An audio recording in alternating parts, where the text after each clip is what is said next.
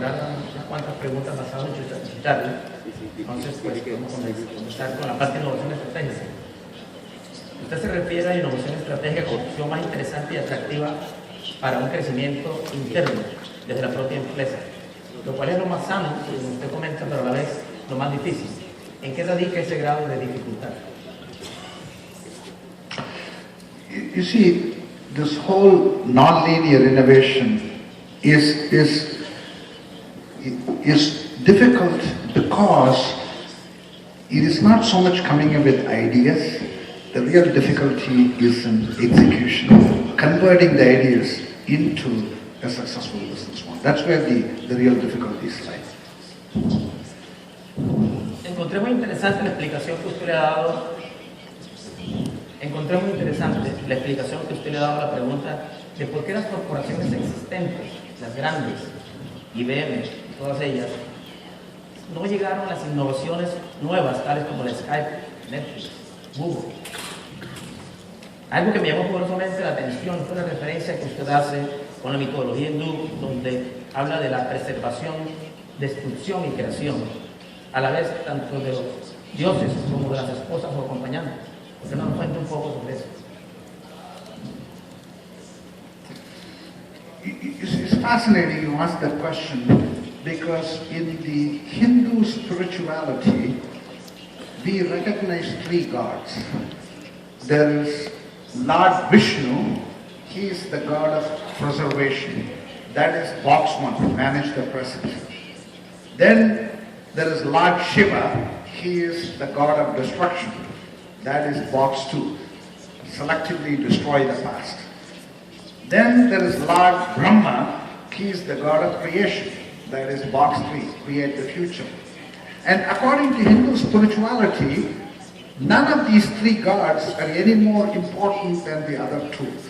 In fact, all the three gods will have to perform their jobs in a balanced way for the humanity to survive.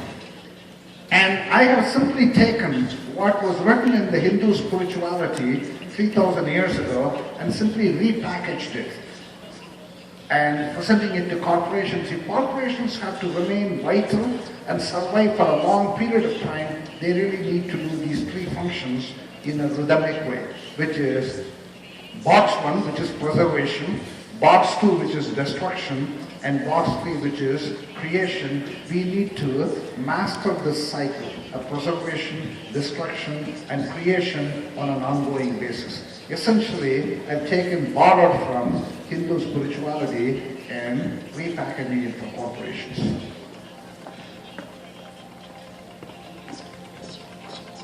En varios de sus artículos usted sostiene que la mayoría de las compañías se concentran en gestionar el presente, la caja 1, ¿cierto? Pero que también deben dedicar tiempo a la caja 2 y 3. El grupo también sostiene que hay que dividirlos, el grupo de innovación, por separado del grupo que gestiona el presente de la compañía. De todas maneras, sabemos que se presentan tensiones entre ambos grupos. Eso es lo que no deja que esas innovaciones salgan a flote en el tiempo y modo deseado. ¿Qué sugerencia nos puede dar para cómo aliviar esas tensiones entre ambos grupos?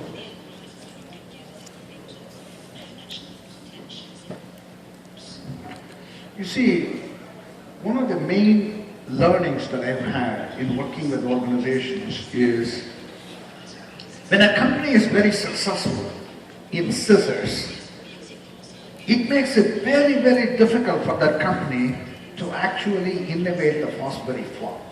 Because the discipline that is required to improve the efficiency of scissors is very, very different than the discipline that is required to create the Fosbury form. Therefore, what I have found is you have to create a dedicated team inside your organization for box 3. And the dedicated team should be very, very different from the box 1 core business, or what I call the performance engine.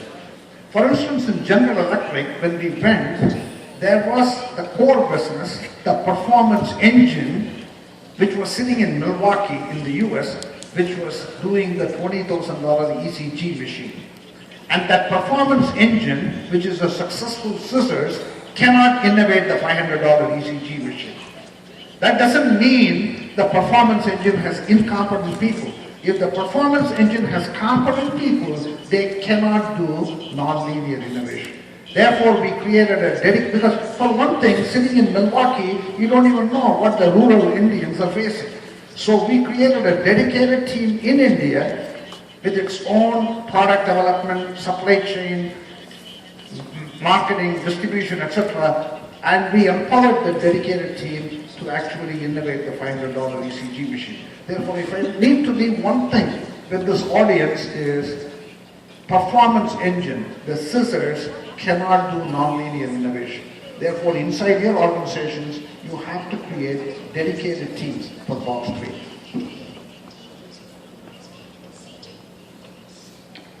Digamos que los gestores de estos procesos de innovación realmente son emprendedores dentro de las mismas compañías. Pero esos emprendedores, por su escasez de recursos, digamos que deben trabajar en compañías grandes. Y usted sostiene que esas son las compañías llamadas a resolver los grandes problemas de la sociedad. Llamemos esos grandes problemas como el calentamiento global, la desnutrición, problemas grandes de educación. ¿Cómo hacer para conciliar que esos pequeños emprendedores, reacios a veces a trabajar en estas compañías grandes por su lentitud y por su burocracia, podamos compaginar todos esos dos ambientes? Emprendedores pequeños trabajando en compañías grandes. You see, this is the way I look at it. Innovation is not about resources. Innovation, the constraint to innovation is really imagination. In fact, if you give someone a lot of resources, they will not innovate. They'll just throw resources at the problem. In fact, the best thing you can do inside your organization is to tell your people you don't have a lot of money. Because when you give someone very little resources, they will have to actually use their imagination and come up with something really breakthrough. Therefore, I would really urge those entrepreneurs who have the fire in the belly, who really want to create something big, to actually go work for large companies. Large companies have massive capabilities, and if an entrepreneur can really tap into their innermost desire to come up with new ideas. You see, by the way, that is the secret to success of America. The secret to success of America is not resources, it's about imagination, it's about big ideas. When Steve Jobs has a big idea, why can't they put a personal computer on every desk, in every home, something magical happens? It's about ideas, it's never about resources. By the way, the whole notion of attracting immigrants into the US is based on whoever can bring great ideas, they invite them into the US. It's not about people with resources. I am one of the beneficiaries. I come from an extremely poor family in India. But somehow the US isolated me and identified me and said, why don't you come to the US and help us? I still remember in the late 70s when I boarded a plane from India to the US, I had $11 in my pocket, maybe my parents' life savings. And it was not a non-stop flight, it stopped in London. And for the first time in my life, I saw Cadbury's milk chocolate. And I have never had milk chocolate in my life. So I was kind of tempted. But it costed $6. So I told myself, should I spend $6 out of my $11 to buy this bar of chocolate? Then I told myself, well, if I landed in Boston with $5 or $11, what difference does it make? So I bought that bar of chocolate. The point is, I had to spend 50% of my assets on a bar of chocolate. These are the kinds of people America invites. America is built on ideas.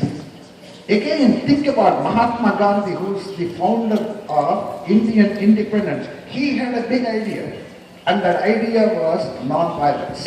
In fact, when he had the big idea, people thought he was crazy, because Britishers had so much arms, and here is someone who's saying the best way to fight the Britishers is through non-violence. But that big idea really moved the whole generation of people. And therefore, if Colombia has to be on the move, it's not about resources. It's about big ideas. That's why I really like the mayor when she said, let us think big. Let us dream big.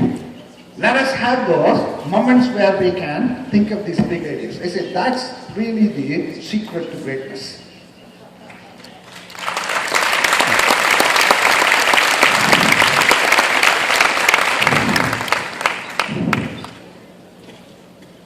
Apliquemos el tema de los dos grupos, el grupo que se encarga de gestionar el presente y el grupo que se encarga de gestionar la innovación.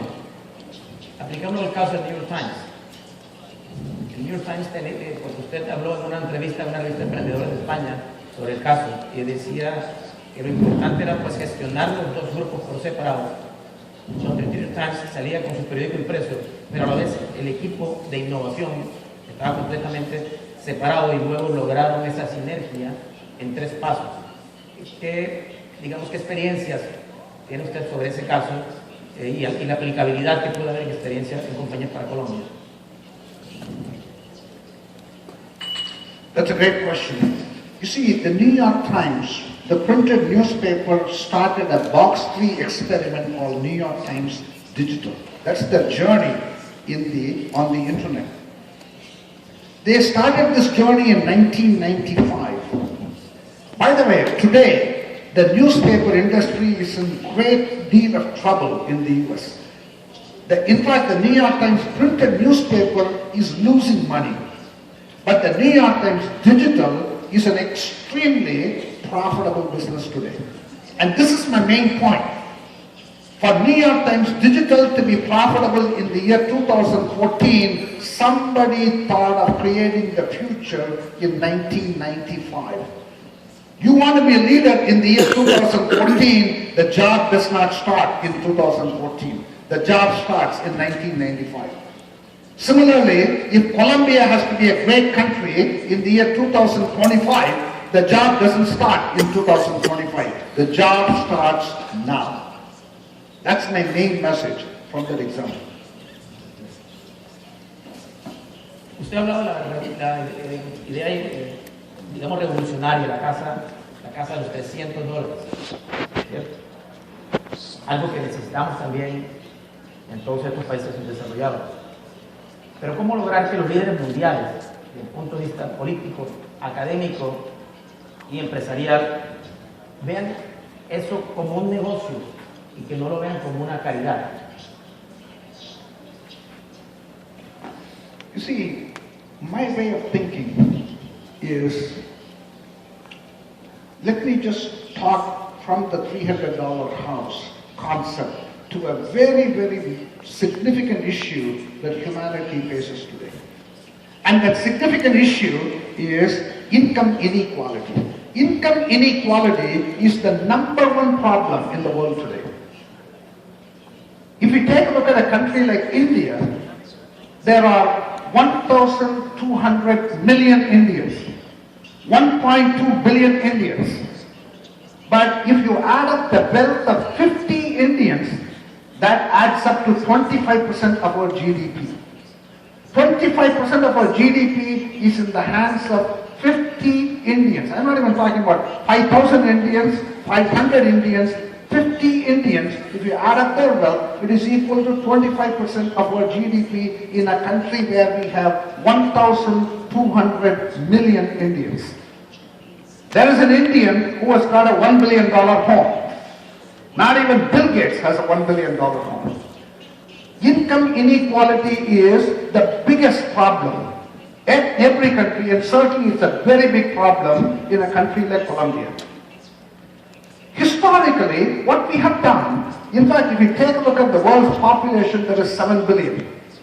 Of that 7 billion, there is only 1 billion who has got the purchasing power to buy the goods and services corporations make. The 6 billion are too poor.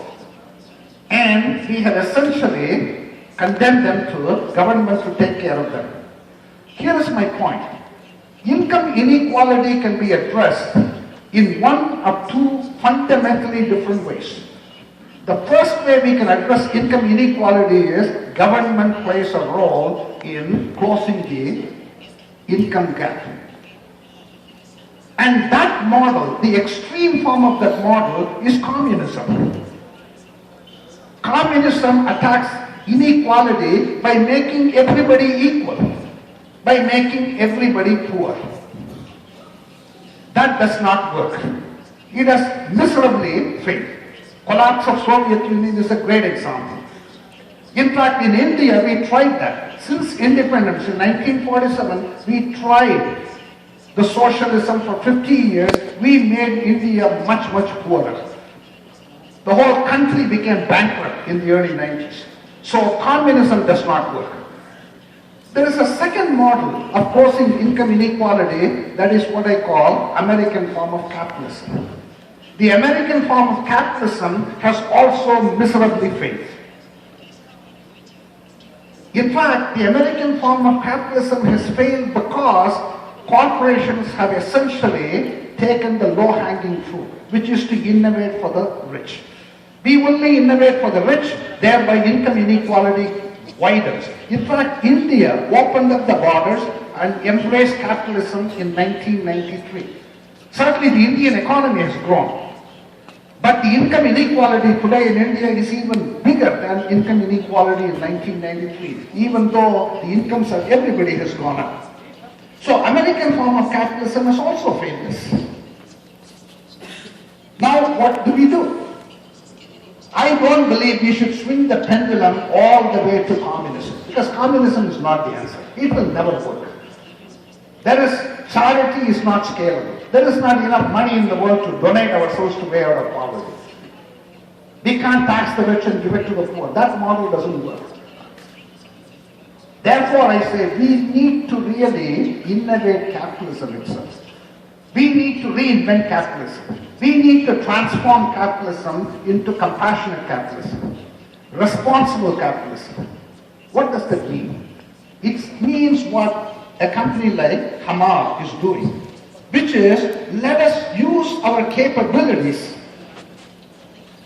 to come up with innovations for the poor. Poor don't want charity. What they want is affordable business models. Let us use our capabilities to innovate the poor, thereby bridge the income gap. I say reducing income inequality has to be the highest form of human achievement. And that is the possibility this generation has. That is what gives me pause for hope, if you will.